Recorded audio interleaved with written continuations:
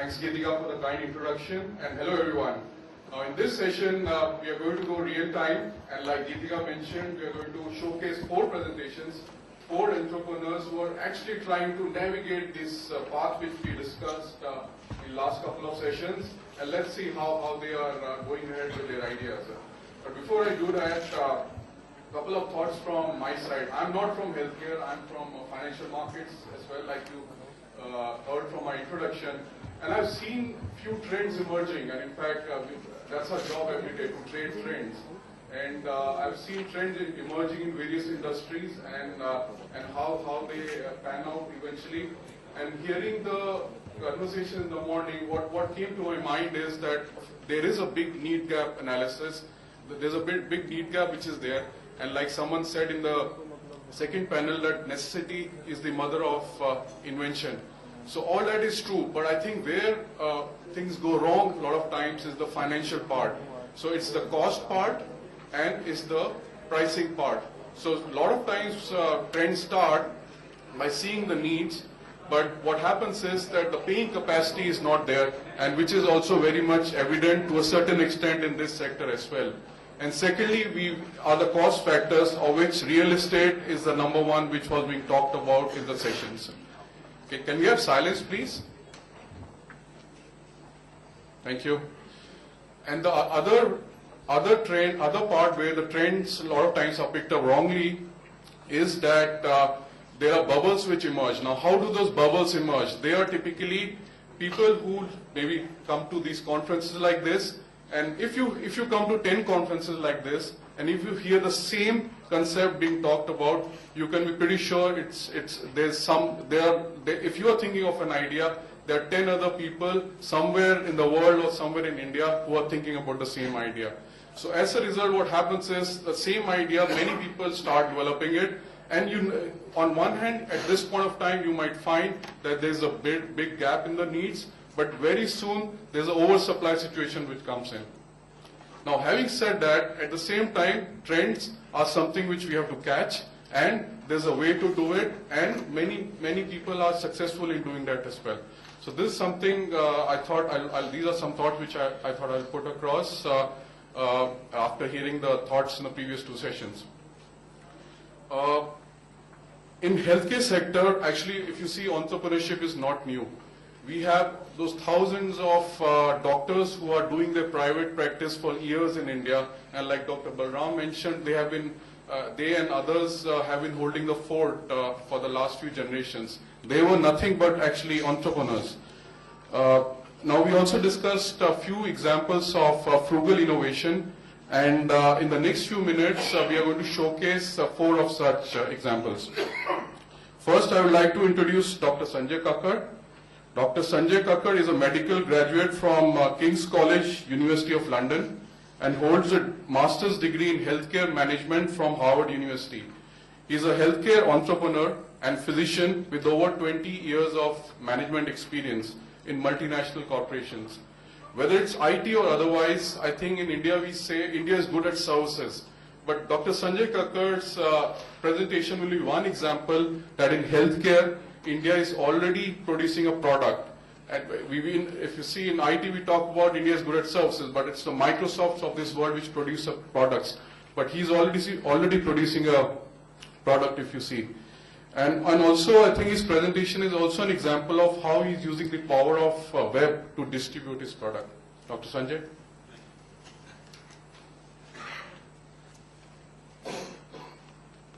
Sunil, thank you very much for that kind introduction. And first of all, I would like to thank HealthStart for the invitation to present Jai Health here to you today. Ladies and gentlemen, I think we're all aware that cardiovascular diseases are ravaging India. We all have a personal story, an experience of a friend, a relative or colleague who has suffered a heart attack or stroke, often prematurely at a young age, often unexpectedly and very often fatally. Jai Health is India's first personalized healthcare company which is focused on discovering, developing and commercializing innovative genomic screening, molecular diagnostic and preventive medicine solutions for cardiovascular diseases, focused specifically on the Indian population. I have 10 minutes to run through this case study. So what I will do is begin with summarizing what the key problem is preventing cardiovascular diseases here in India. And then move on to discuss how we developed and validated Jai Heart, which is the first risk assessment solution developed specifically for this marketplace. I'll then briefly summarize how we're getting it to market and how the role of incubators such as HealthStart could help ventures such as ours. So, what is the problem? Well, we all know the statistics, and it is alarming to know that now 80% of the burden of cardiovascular diseases falls upon what we call low to middle income countries. Personally, I don't like that term, but it is the one which we use. Importantly, here in India, cardiovascular diseases are the leading cause of death.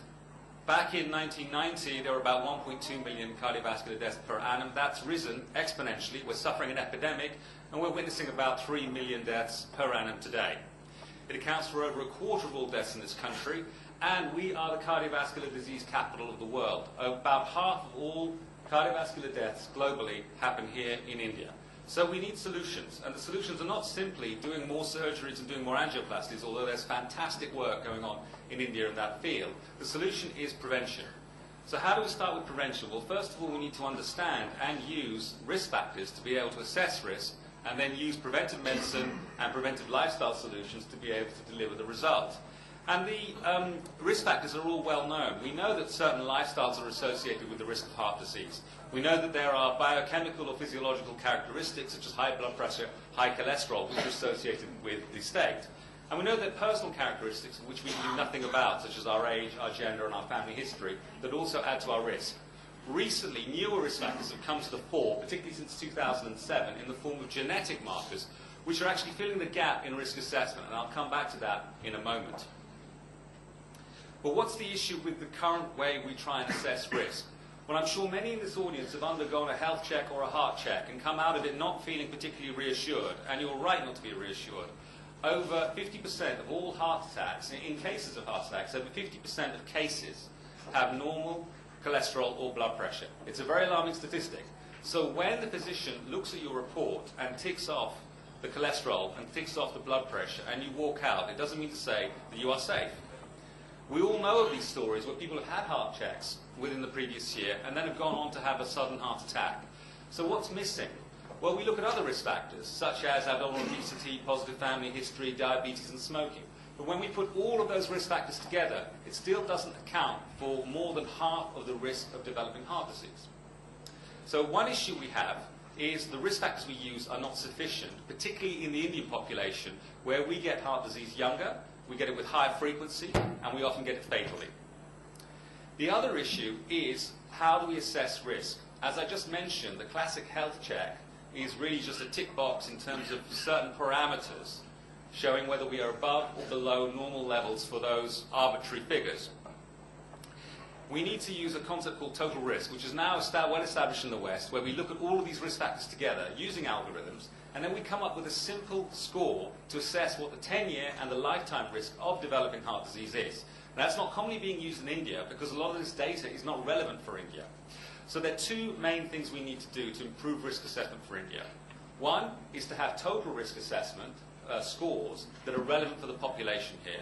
And secondly is to add genetic markers to the makeup so that we have more accurate and more predictive scores.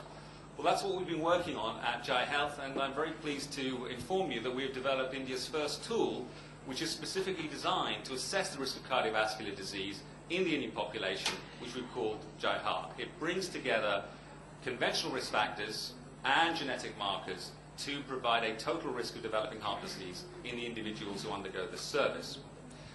So how have we developed this? Well, the first was the data. What we did is we partnered with one of the world's leading research institutes that has a sister organization in Bangalore, the Thrombosis Research Institute. They have an ongoing, groundbreaking epidemiological study which has now included 12,000 subjects, where they are looking at conventional risk factors, novel biochemical markers, and genetic markers of heart disease, and then validating those in the Indian population and making new discoveries. We took that database and understood that there was certain strong data in relation to certain genetic markers that we could use in a new algorithm. We then trawled the databases, looked at the results of studies including millions of subjects worldwide from North America, Europe, and further afield, and also looked at the ethnic weighting for each of those risk factors and came up with our own proprietary algorithm where we can incorporate these inputs and then come up with risk scores specific to the Indian population. But developing the algorithm alone was not sufficient. We have to validate this. And as Vikas said this morning, we need robust technologies that have been developed in India, but are also valid for the population, and are also validated scientifically, and that can be open to scrutiny around the world. And so that's what we did. We took 2,068 subjects from that database, ran our algorithm against the gold standard worldwide algorithm called Framingham. And we showed that our algorithm performed significantly better at a highly, highly significant level. And we will be publishing those results soon in a leading international medical journal. So that's what we developed, and that's how we validated it. How are we actually offering this to, I like to use the term consumers. Professor Bhagaram said he didn't like the term consumers. I love the term consumers because I don't want people to become patients. I want them to consume these technologies and these services so they can stop becoming patients, and so we can truly deliver the idea of prevention to India. So how do we actually deliver this to people, and how do we actually motivate people to manage their own risk? How do we enable physicians to use this to monitor the progress of their patients and empower more effective prevention?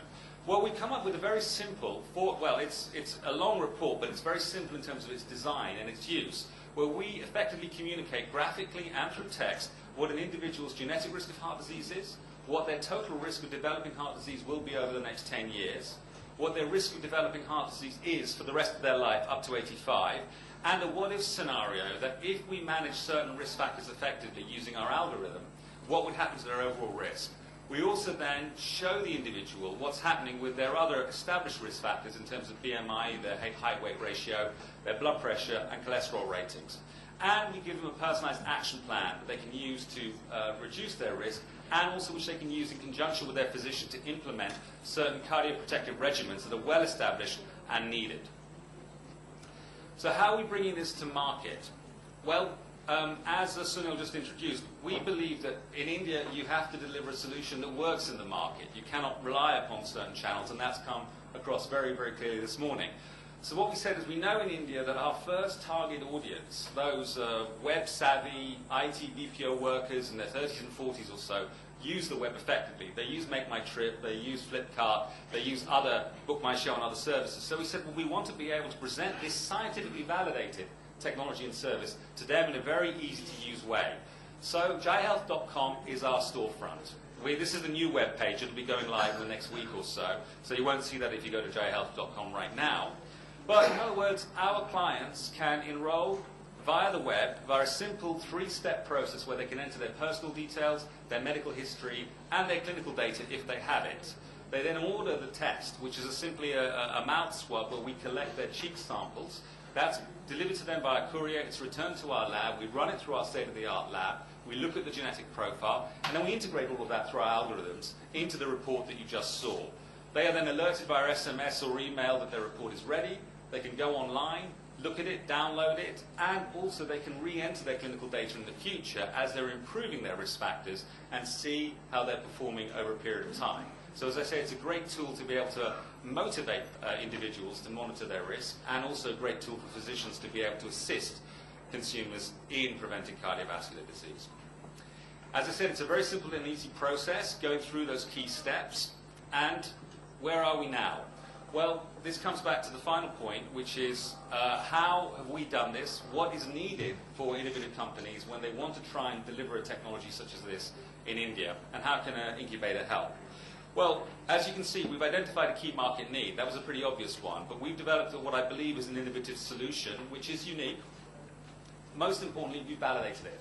Very often we see technology solutions developed here in India, which are brilliant, but then don't go through rigorous clinical testing, where they can be exposed to national and international scrutiny and thereby become adopted rapidly by the medical community. We are evolving our marketing strategy. We've got a good team in place which we're expanding right now. We have established a state-of-the-art lab. Our laboratory at the Thrombosis Research Institute is probably South Asia's leading laboratory for doing high-tech molecular biological testing. We put in place our web platform and our ERP.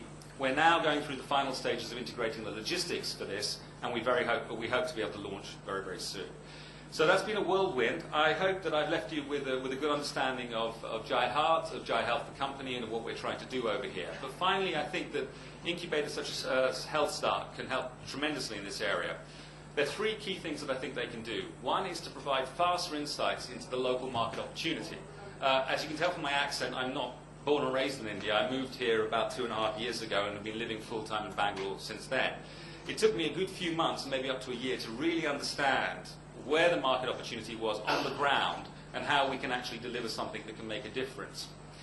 Informatics is brilliant in India, we all know that, but getting access as a startup to the kinds of tools, technologies and skills you need to be able to build these very, very significant and involved ERPs is a challenge sometimes.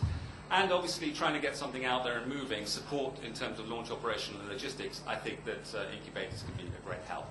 So ladies and gentlemen, that's been a whirlwind tour of Jai Health and our first solution, Jai Heart. I hope I've been able to communicate to you what we're trying to do, and I thank you for your attention, and I wish you all the very best of Jai Health.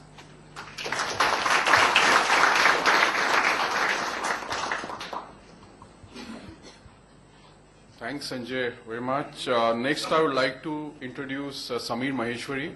Samir did his BTech from IIT Delhi and is also a graduate from Harvard Business School. His firm is an example of how e-commerce is making inroads into healthcare sector as well. Samir.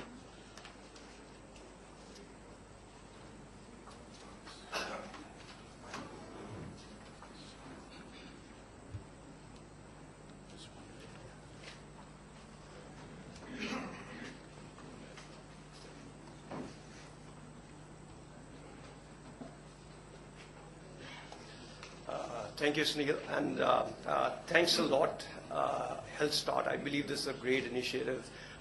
We have been through an entrepreneurial journey, and we really value, this kind of forum where you can come, you can understand the trends, you can identify opportunities, and this initiative is really excellent.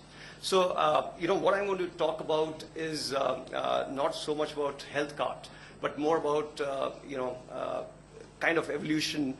We have been around for close to 2 to 3 years, and I would like to talk about evolution, the challenges that we faced, and how we evolved. So let me just, I'll quickly start with a quick introduction about what is Health Card. So Health Card is India's largest and fastest growing e-health store. So the big value proposition any e-commerce company solves is the distribution challenge.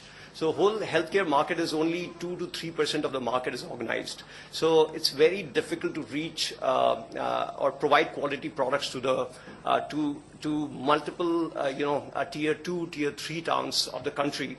And I believe e-commerce actually effectively does it.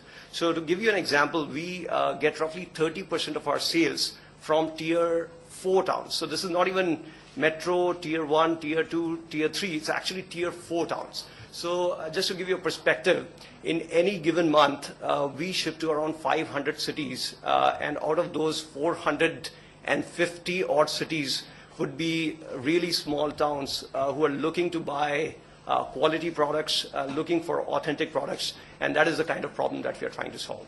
So just to give you a perspective where we are, we have rapidly grown. We launched Health Card in March of 2011 as a 3 or 4 people team, and now we are close to 350 people. So the demand has increased. We continue to tap into the growing online market, which is very rapidly growing. And now we are also toying around with expansion of products, expansion of distribution channels, because it's just a lot more effective to do that.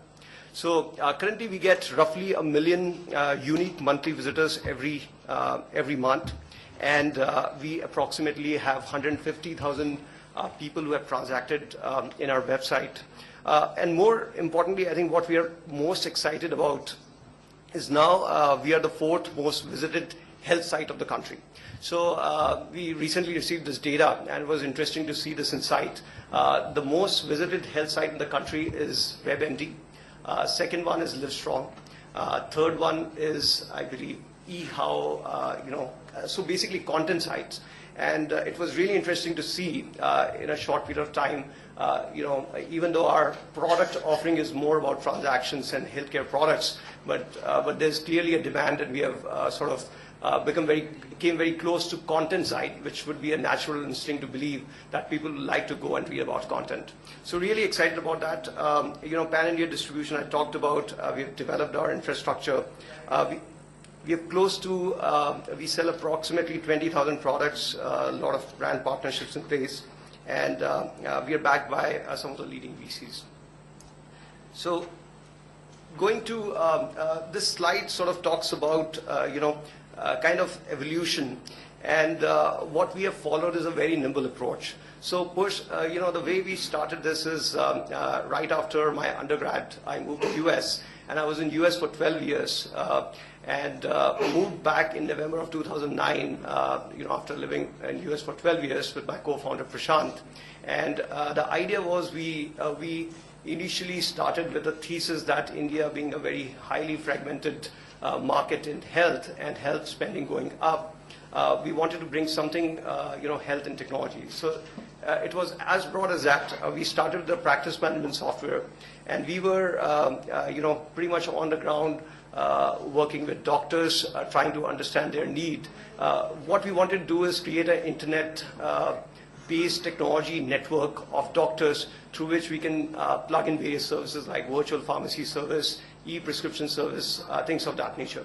So we realized, it was sort of a humbling experience moving back and kind of trying to be on the ground and understanding what will work, what will not work. But what really worked for us is the commitment. We were sure that we are not going to look for other opportunities, and we will stick to the thesis at least for a period of time, and so that we are able to validate the thesis properly. But we were very nimble. So we realized that we wanted to go to consumers, but scaling it up to a doctor network was proving out to be a little difficult. So we sort of said, okay, let's try to go to consumers directly. Initial thesis was to create a virtual pharmacy. So we created a prototype around virtual pharmacy, where, in Gurgaon, we will have tie-ups with some chemists, and people will place orders, and we'll try to hand deliver these products. So then along the way, the whole e-commerce market was taking off. We were like, if we stick to virtual pharmacy, it's going to be very difficult to scale this up nationally, just because of local regulations and licenses required.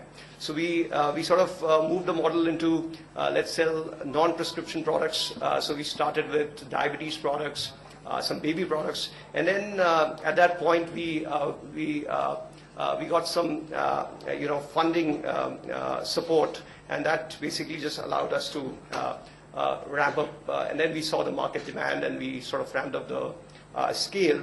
And so essentially the whole evolution was start with a very, very on the ground approach, being nimble, turned around the business model, and then basically followed the market.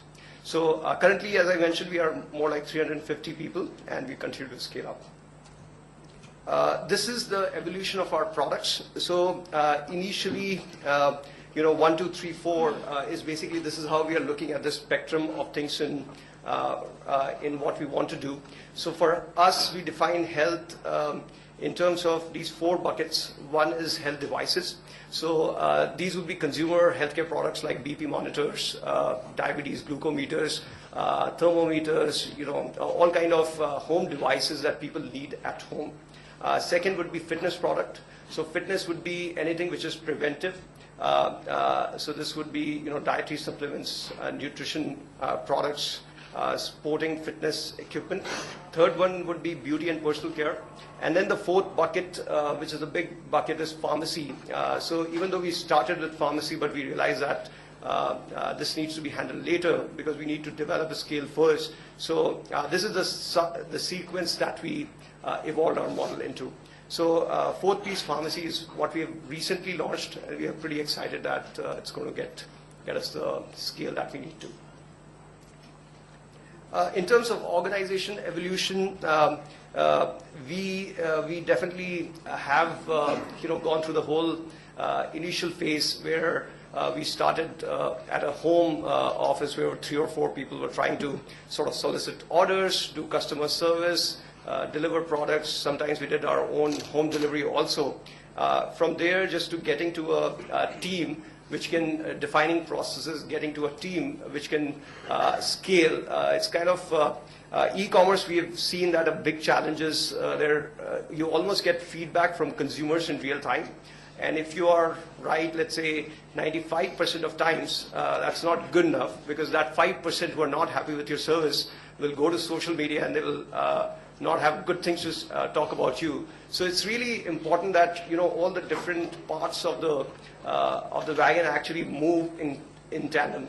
You can't accelerate marketing without having a strong operation support. So just putting that structure has been a learning experience, and I think we continue to evolve. And finally, I think this is a slide which I was asked to put in terms of what have been the challenges and what are the lessons learned. So obviously the challenges have been many, and so have been the lessons learned. So if I were to just categorize the key challenges that we face along the journey, it would be sort of 4. So I think just coming, when you're starting out, you're very, very excited about the idea, and you really persevere a lot. But what happens is, after, let's say, 6 months, when you're bootstrapping and you are really questioning, am I doing the right thing? So that is where I think a little bit of funding or commitment would help. So I think bootstrapping, I think that passion is there. But after a few months, when you start questioning, am I in the right market? Is the opportunity large enough? Puts a severe strain. So I really feel that, what really works is full-time commitment of the team, and just ensuring that I'm going to validate it 100% irrespective of, it's not that I'm going to be partially committed. So I think that helps. And then, angel funding may help you, and that's where I think, kind of all these 4 points are kind of value proposition of an incubator as I look at it. So these things can actually help you test out the model quickly. The second one is ideation. What I've seen is, you're so married to your idea that you constantly believe that this is going to work. And it's very, very difficult to understand, what does the market really need. And you're so stuck up with that model that it's very hard for you to let it go. And so constantly get into that loop that you're constantly working on it, and then you're trying to believe what you want to believe. So I think a forum like this or an incubator model can definitely help you sort of get the feedback from the market, from the investors, understand, and it is very important for you as an entrepreneur to be nimble in your approach, where you can quickly, flexible about moving in the right direction and following the market. Third one is a team. I feel this is the biggest challenge. Even while moving back from the US, there were always, a lot of people want to move back and want to make a difference and do really, exciting things in India. But really finding that core team which is willing to commit and go through that tough phase where, there's no lack of clarity and lack of, you're leaving your cushy jobs, and, that commitment is required. And you, frankly speaking, you really have to be lucky to be able to find that core team. And even just getting the alignment on vision and alignment of working style is a challenge. So, but basically, I guess, if you are a firm believer and you sort of are patient and find the right person, I think it definitely works.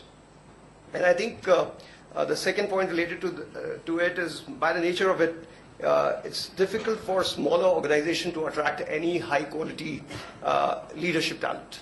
So entrepreneurship is respected very well in developed markets, but in India, I think the things are changing.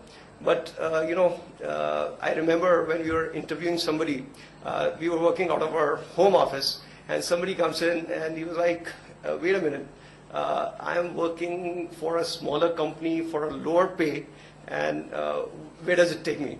So those kind of questions are very, very normal. It's kind of, it's a very, I really don't know what are the secret sauce of getting right people to work for you, because until this you have the right leadership, it's very, very difficult for you to scale up. And people really have to buy into a vision or something more than maybe monetary or some other satisfaction has to be there. So that juice has to be there. It's very, very difficult otherwise. You know, it's kind of just an add up. So, I don't know how it works, but eventually people buy in and things move forward. But it's kind of a difficult phase. And I think the fourth point is infrastructure. When you are trying to do your own thing with limited resources, a lot of time of yours will go into things which will be non-productive. And at the end of the day, you will think like, what was I doing? What was the productive things that I did? Maybe I did customer service, or I spoke to a customer who took half an hour. Then maybe I went and went to some meeting with courier company, or maybe talked to this guy. Office space. Finding an office space is such a challenge, right? They will ask for 2 years lease commitment, and you don't have money to sort of. So it's kind of a challenge. It's kind of ideally you would like to be like 100% productive, but the reality is like probably you'll be 10 to 20% productive, and hopefully things change over time. But I feel these are the 4 kind of key areas where you can get a lot more productive and get to the next milestone very quickly through an incubation model. If the model succeeds, still needs to be seen, but I feel these are the 4 things. Thank you.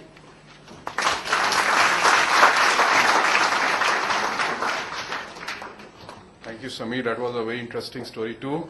Now I'd like to introduce Sandeep Srivastav. Sandeep is a graduate from IIT Mumbai and did his MBA from Wharton Business School. He's in the home care space. If you remember, home care was mentioned as one of the top opportunities, and he's the one who's trying to take advantage of it.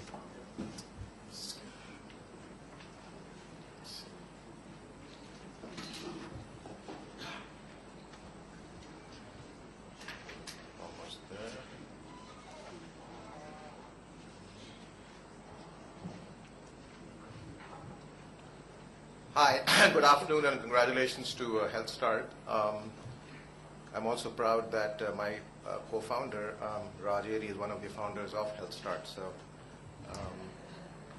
great start there.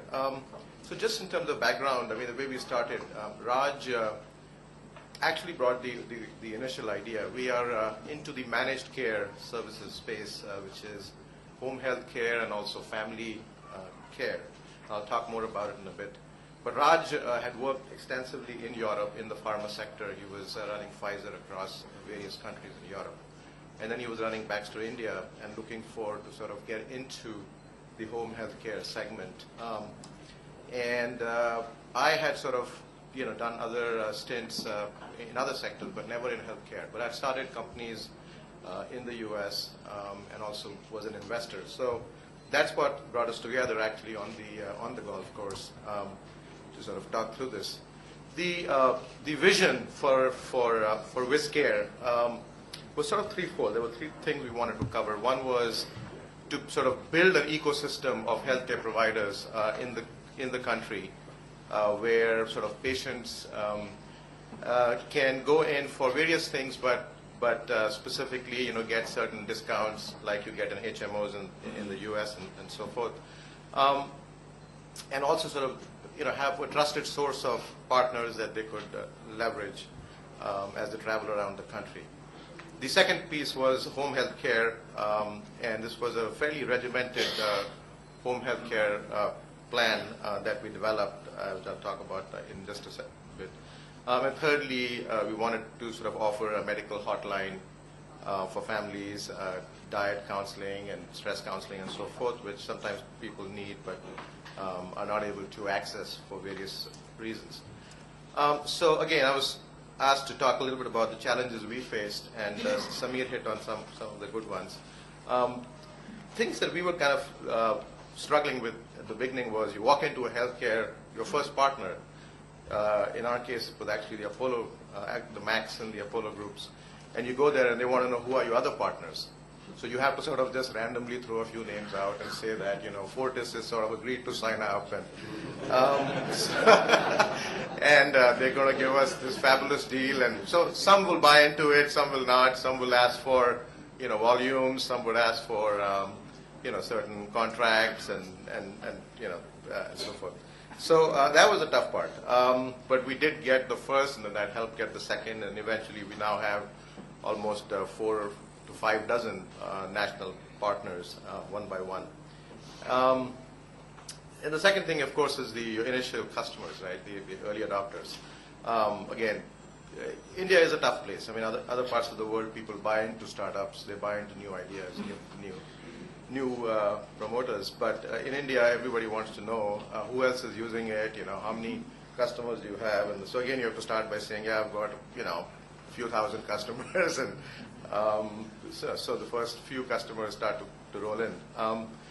And that's one. The second thing is, again, we were in sort of the preventive care space, and we talked about preventive as an opportunity earlier, but I will say that India is still a bit early in the preventive space. People don't really, they're not willing to pay a whole lot for preventive care. So, Sanjay, I wish you luck. I think that this is, that's sort of the big, I would say, challenge in India.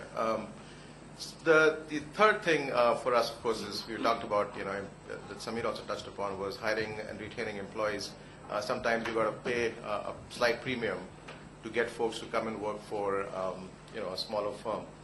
But again, I think the DNA is important. I think you want to get the right person. I don't think it's about, salary. If somebody's coming for just salary, it's the wrong person. You want someone who can deal with, a smaller setting, can deal with uncertainty, and also be a lot more independent. So anyways, that was kind of how we got started. So kind of thing that we were looking at, we looked at, again, did the gap analysis and saw the opportunity. The opportunity was huge, but the specific thing we were targeting. For example, people keep saying there's health insurance. Well, health insurance doesn't quite cover OPD coverage, or doesn't cover OPD visits. So all our products had an OPD discounts at all the leading hospitals of anywhere from 10 to 25%. So that sort of created an edge for us. We also built a medical hotline in partnership with another firm. So that was an added benefit which complements insurance quite well. We also provided for stress and diet counselors, which was an added benefit because it was part of a package. You didn't have to even make a visit. You could call in, take an appointment on the phone, and just have a long chat with someone if you're struggling with depression or so forth, which is common, especially for in the senior among senior customers. And finally, a partner network made a big difference because it sort of gave folks a trusted list of partners and doctors and so forth in various specialties.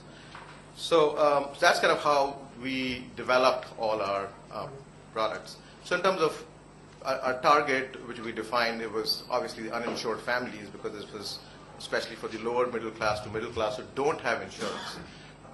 It's just having an HMO type discounted card product was a big plus. Professionals and families who want to access a doctor over a phone, we sort of were able to offer that. And then also SMEs that were looking for other alternatives to insurance was another segment for us. Finally, in the senior care space, this for us was a big still is a big opportunity. The first low-hanging fruit for us was the NRI market. A lot of the NRIs who are abroad are looking for someone to take care of their parents at home. And then other folks, as families have sort of, disintegrated and there's more and more independent seniors, there was a need for home care for them. So again, from an innovation standpoint, the way we looked at it was we looked at each of these discontinuities and sort of the assets that we had developed. The partner network that we built with a sort of a discount program built in gave us sort of our WIS card, which is our most popular product, which it's under 1,000 rupees. It includes accident insurance, a whole bunch of things, and it really works well for the lower to middle class segment. The other innovation we had was the personal health manager. Now, home care, senior home care, is something which a lot of folks are working at, and there are a few good companies in that space in India now. But most of them actually have sort of a staffing approach to senior care. We provide nurses and doctors and support staff. We don't do that. We actually have partners for that. Our competency is we have a regimented program for seniors. It's a 12-month program, and what we assign, we give them a personal health manager who's a trained paramedic who comes home, who does basic home diagnostics, takes back, gives you a report, makes regular visits, takes you to the to the hospital. Will help you source nurses and physiotherapists and so forth. And finally, there's obviously the other support services, weekly follow-up calls and so forth. So we came up with something unique. We don't know of any other company that's doing that in India so far. So that, again, it's clearly a program focused on preventive care, around preventive care for seniors here. And then lastly, we had the Viz Gold Card, which was the 24/7 medical hotline product, which has again been very popular because it can save you not just money, but also a visit to a doctor. So I've touched upon this, but these are sort of the different programs that we have: the Viz Card, the Gold Card, and the senior care. This is our health ecosystem that I've touched upon, but it's basically an ecosystem of doctors, physiotherapists, hospitals, the 24/7 counseling center, medical hotline. So we've sort of built this entire ecosystem now. About, like I said, we're only about 18 months old, so this is functioning reasonably well. So I was asked to touch upon some of the learnings that we've had. I would say the first thing you want to do is it's always helpful. This is my third venture, and every time I think what's worked well is to find a good partner. I think a good business partner can make all the difference. Find someone that can complement you. I mean, if you're good at technology, then somebody else is good at sales and marketing, and so forth. And how do you find that? Play golf, hang out at Thai, and so forth. The second thing I'd say is you want to limit your liabilities early on, and whether it is signing leases, you find a way to come up with like 3-6 month leases and so forth. But across the board, whether it's with customers, whether it's with vendors, partners, and so forth, just don't make large commitments, because sometimes that can just drag you down. Finally, as far as money is concerned, again, I agree with Samir. I think I used to be a fan of bootstrapping. I'd say that can work in certain businesses, but I'd say, as a rule of thumb, I'd line up your resources early on and get your runway in place. I think people sometimes overestimate what they have and what they can do with their resources. But I think whether it's an angel, a good angel, whether it's a VC, make that effort. I think you'd rather wait an extra 6 months, vet your idea, get free feedback. I mean, if you go to a bunch of angels and VCs, they'll give you free feedback, and use that to vet your plan, get it right, and then sort of be careful with your spend. So anyway, those were the high points of Vizcare. Thanks again.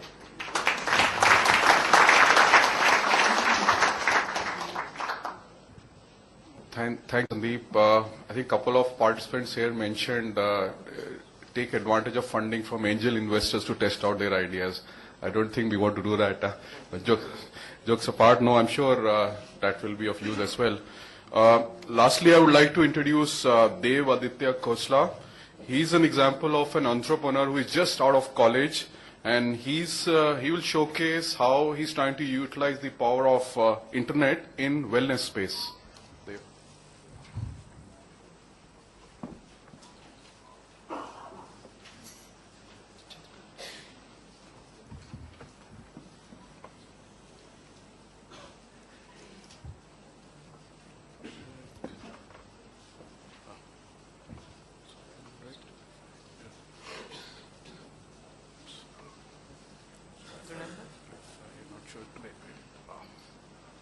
He said Control L also, he said. I'll just bring it up.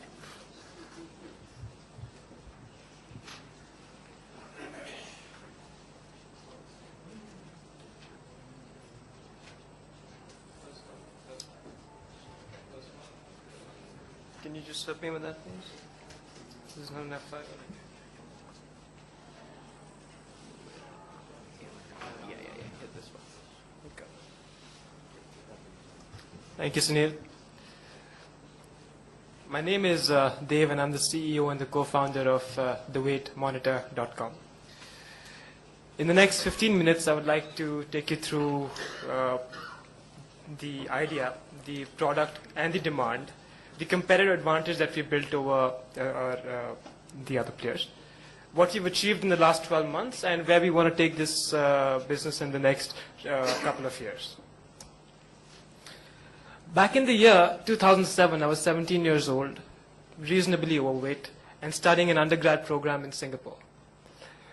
Everybody was really, really fit. Not one friend of mine had an extra ounce of fat on them. So that was the time I decided that, I wanted to do something about my weight, and so I did. So I started this Skype, email, phone diet with my mom, who's a nutritionist back in Delhi. And how that used to work was, she used to send me a diet on an email, and I would maintain an Excel sheet, and I used to write whatever I ate during the day onto the, I send it to her, and then she would send it back to me with the two colored comments. One was a green colored comment, and one was a red colored comment. The red one for the places where I went wrong, and the green was for the places where I'd done well. So each day was an attempt to get more of the greens and get rid of the reds. So, and it worked. I lost weight. I was happy with myself, and most importantly, 5 years today, I have been able to keep it off. So that was the time I started thinking about, a program that could be structured, that gives the right monitoring, the right advice, the right hand-holding to a customer to help him lose weight. And around that time, I again came across a company in America called Weight Watchers. I'm sure a lot of you are already aware of it. The Weight Watchers was doing exactly what I had in mind, but the only difference was Weight Watchers was an existing $3 billion company with 30,000 people working for it. So that was the time I decided that, this market has potential, India needs it, and we have to come up with a good solution and get it out there. Look at the slide up there. Obesity will kill more people in this country in the next 10 years than cigarette smoking would. Obesity increases the risk of breast cancer by nearly 50%. Obesity increases the risk of having arthritis by nearly 12%, and obesity increases the risk of having diabetes by nearly 80%. The point I'm making is being overweight is not a disease, but it has a potential to be one, and a very deadly one. And the solution is, and most of the problems that we see today are more lifestyle related problems, bad eating habits, smoking, drinking too much. So, the point is, if you're able to eat right, if you're able to maintain a healthy lifestyle, if you're able to think with a positive state of mind, you has created $1 billion opportunity for the wellness industry. According to a recent report by PricewaterhouseCoopers, the current wellness market is worth 475 billion rupees and expected to grow to 875 billion rupees in the next 3 years. And that is a huge jump, a huge potential for people and companies like us to tap. So what is the weightmonitor.com? What do we do? The weightmonitor.com is India's first fully online weight management portal that delivers personalized dietary guidance with interactive monitoring tools to help you lose weight. Now, our approach towards weight loss is not about giving you a diet. Let me explain this with an example. So I keep an aloo parantha in front of you. Okay. Now, you're on a diet, so there could be 3 reasons why you say no to it. Number 1, you might say, listen, today is not my carb day, so you say no to it. Number 2 is you use your best willpower and say you want to have it, but you're saying no, I can't have it because it's not very clearly written in my diet chart. And the third reason you can say no to that aloo parantha, or let's say avoid the aloo parantha, is when you tell yourself, listen, this is what it can do to me. If I keep having it every day, once in a while is okay. But you make a conscious decision about it that, listen, I don't want to have this today. And that is called learning the art of eating right. And if you're able to achieve that, you can maintain your weight without having any problems for the rest of your life. And I have been able to do it too, so I can speak with a lot of conviction about this point. So how does it work? A customer registers on the website, he makes a payment. Thereafter he goes through a process of enrollment. This is the time when we take information about the client. He gives in his profile, his family medical history, his lifestyle, and a bit about what he typically eats. Based on this information, we prepare a personalized plan, and it's uploaded on his web account. Now he starts following the plan, and there's an online application on the website called a food diary. And this is the most interesting and the most unique thing about the website, the online food diary. So what do? You write whatever you eat during the day onto this food diary, and you get a daily performance update, a daily review of what have you done right, what have you done wrong, anything that needs to be addressed which has gone unnoticed, and you've probably made a mistake about it. So let me help you get the idea with help of another example. Now think of yourself, going to a physical center. Okay. Now you go into a physical center, and if you're very diligent, you'll go to a nutritionist once a week. The same services on the site you get every day, day in, day out. Now you want to speak to a nutritionist on the phone. Very simple. You come on the website, you book a call. You want to talk today at 3 p.m. Book a call for 3 p.m. The nutritionist will call you exactly on time. Now you're traveling tomorrow morning. Your breakfast is going to be on the plane. What do? Simply come on the site, post a message saying, hey, I'm traveling tomorrow. My breakfast is going to be on the plane. Give me a reply will be in your inbox within the next couple of hours, saying this is what you can do, or probably carry a packet of nuts for the trip, or whatever. So with that kind of interactivity, with that kind of hand holding, and with that kind of a support, people on our website, the customers on the site, not only are able to lose weight, but they are also able to maintain a healthier lifestyle. And these are not my words. These are people who have actually been on the program. These are people who have actually benefited from the service. They say, we've now started understanding about something very complex as food. So essentially, the site makes you help conscious decisions and helps you eat right. And not to forget, all this for rupees 2,999 for under a 3-month plan, which I must say is pretty reasonable.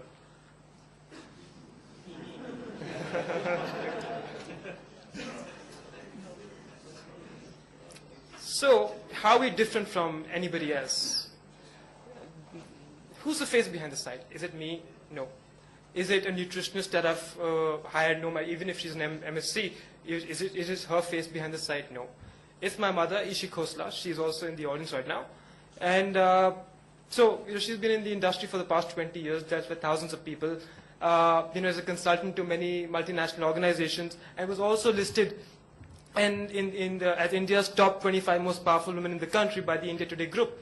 So with that kind of a brand, with that kind of experience and expertise, it already puts the weightmonitor.com a step ahead of its likes. And the online food diary. Now let me explain this to you with another example of how it actually benefits. So you've had a heavy breakfast, now you also had a heavy lunch. So typically you're on a diet, you would tell yourself, listen, I've already screwed up, now I'm going to start again, it's a new day tomorrow, new beginning. I'm sure a lot of people have gone through that. But the customers of this site don't have that problem. So the moment we notice, when we get the review, when we get your food diary, food intake, that, listen, this guy's already gone haywire on the breakfast, lunch is gone. So a review will come to him immediately, which will tell him that, listen, don't worry about it. There's still an evening and a dinner and a post-dinner after that. Here's a recipe for a soup and a salad. And if you want something else, if you still feel hungry, probably go have some nuts. Again, an example, but this is how the online food diary actually benefits. Apart from it, these two things, you can communicate anytime. You're consulting with the best in the industry. Apart if you log into the site, you can see detailed progress reports which will keep you motivated and give you an insight of what your progress are. It saves time. You don't have to go to a center. You do it from home. You do it from anywhere you feel like. We are now planning to also take the whole site onto a mobile platform. So you don't need to go anywhere. You just it goes with you. And yeah. So what have we achieved in the last 12 months? Now the most important success factor for a business like mine is how well have people done on the program. So far, people of the site who are on the site have lost a cumulative of 750 kgs. And the food diary that I talked about earlier, the reason why I wanted to mention this number here is because I want you to know that this food diary is not about an innovative tool which I've created in my head and I'm telling you that this is going to work. People are actually benefiting from it. People are using it day in and day out. So far, we've reviewed about 10,000 of them, just to give you an idea that it works and people are liking it. We've got customers in 75 cities worldwide, which just again, emphasizes the scale, it has and the potential it has to scale up. We're a strong team of 6 people as of now, 2 software developers, 1 nutritionist, 1 data analyst, 1 accountant, of course myself. We've got 4,000 registered non-paying members, 1%, 400 paying customers. Out of this, 29% have come from Facebook. We've got a social media page to which we drive traffic. 27% from various articles that we've got in the media in the last 12 months. 29% by friend referrals, people talking word of mouth. And 6% and 9% from others and unknown sources. So we've sold 400 plans, 95% are quarterly plans, which again says that people are willing to try, people are willing to spend. At the average revenue per customer is about 3,100 rupees, out of which 500 rupees is the marketing cost and about 700, 750 rupees is the servicing cost, which includes everything else apart from marketing. Now, where do we see ourselves going in the next couple of years, and what do we need to achieve it?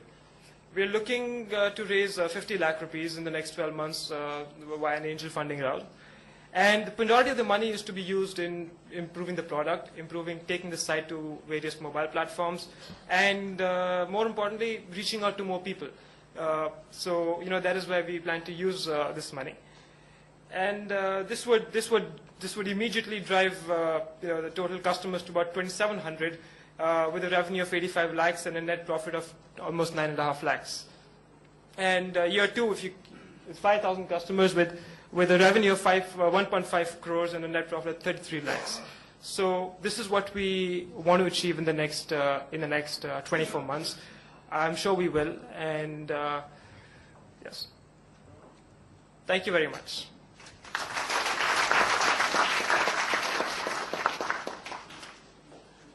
I think going by Dev's example, we should keep an eye on our mothers to look for ideas about business, how to start companies. Okay, we're running short of time, so maybe we just take 2 questions.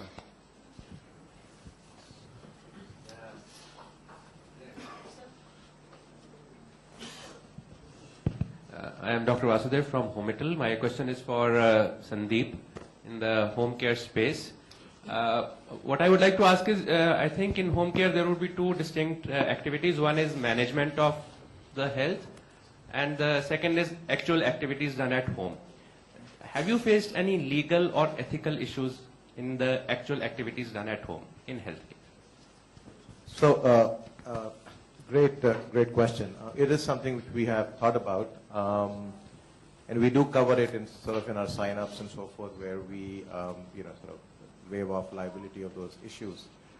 But so far, knock on wood, we've not had anyone sort of take us on.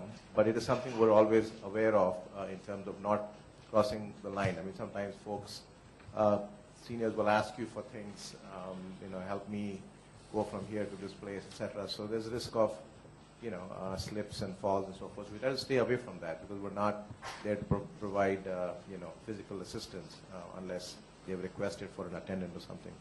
But it is something to be aware of. So far, so good. Okay, one more question. Yeah. I'm Sebastian. Can I ask a question? I'm here. Can I go ahead? I have a question. My name is Abhay Babbar and I represent a medical device company named Digitix. My question is for Samir Maheshwari. I want to understand what was your strategy as far as developing the marketplace is concerned on healthcard.com. How did you go about vendor management, engaging vendors, getting them on board, the contracts? So I need to understand more about this. And if I can add a second question to this, I want to know more about what was your strategy for developing the distribution and logistics. So, fairly loaded question, I would say. So clearly, I think all these things change with scale. I remember when we started, we just bought a couple of diapers from the retail store and started selling it. So there was no contract, nothing. Just sell whatever you can and just go and get it just in time. In fact, we have done a lot of deliveries ourselves, especially funny incident was when we were trying out virtual pharmacy. These customers will be hooked on and they will just, they want the medicines right away. And I did a couple of deliveries, I believe in Nirvana country sometime. And then the follow-up question was, can you also, my mother is looking for a passport, something, can you help me with that too? So the answer, short answer is basically evolved with time. Obviously, initially we started with retailers. As the scale increased, we hired a couple of people, then went to sort of up the chain to super stockists or stockists, then went to super stockists. And actually, one of the core initiatives that we have in play is work more and more with the brands, because ultimately, I think we are not only a distribution agency, we're also a marketing platform to build a brand. So now a big team is in play, and core focus is just to develop that. To answer the second question, which is the logistics, again, it was an evolution. We started by delivering on a very informal basis. It was very hard to find the couriers because they will question your business model and they will say you don't have enough volume, so what is the interest level? But I think things change over time with scale. We moved our warehouse. We were operating out of our office, then second office, and then it was a big shift when we moved our inventory to an independent warehouse. And at that point, once you have the scale, you have better negotiating leverage and you put contracts in place. So unfortunately, no clear answer, but that's how we work. Okay, I think we have to stop here for the questions, and you can catch them on the lunch session. I'll round this session up by emphasizing on 3 points. First, I think India does need hospitals and does need many more hospitals, but there's lots more in healthcare in terms of entrepreneurship which we can do. And these case studies were some examples of what's possible in this area. And I think a lot of it in future could come from the technology sector as well, and like we saw in some of these case studies. Secondly, a lot of entrepreneurship in healthcare sector so far came from people from the medical profession.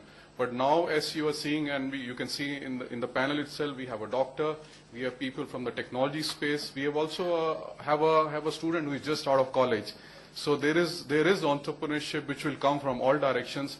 And coming from financial markets, I can tell you, like 20 years back or even 15 years back, people who did finance or economics used to come into finance. But over the last 10, 15 years, markets have been full of people, engineers, computer scientists, people from NASA entering it, and they changed the whole game.